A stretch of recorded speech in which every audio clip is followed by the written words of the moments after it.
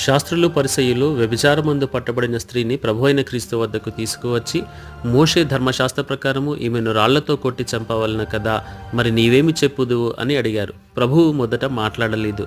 ఆ తర్వాత వారు పట్టువదలకు అడిగారు. అప్పుడు ప్రభువు, మీలో పాపము లేనివాడు మొట్టమొదట ఆమె మీద రాయి వేయవచ్చునని చెప్పగా అందరూ వెళ్ళిపోయారు.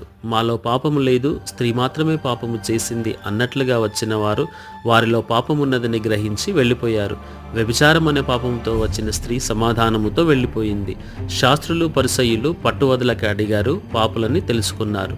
ప్రభువుపై నేరము మోపవలనని వచ్చారు, తమ పాపమును గుర్తించారు. పాపులను ప్రేమించి క్షమిస్తాడు ప్రభువు, కానీ రక్షింపబడిన తర్వాత బుద్ధిపూర్వకమైన పాపము చేయకూడదు. ఎందుకంటే పాపము చేయు ప్రతివాడు పాపమునకు దాసుడని, అతడు అపవాది సంబంధి అని తనను నమ్మిన యూదులతో ప్రభువు చెప్పటం యోహాను సువార్త 8వ అధ్యాయంలో మనము చూడగలము.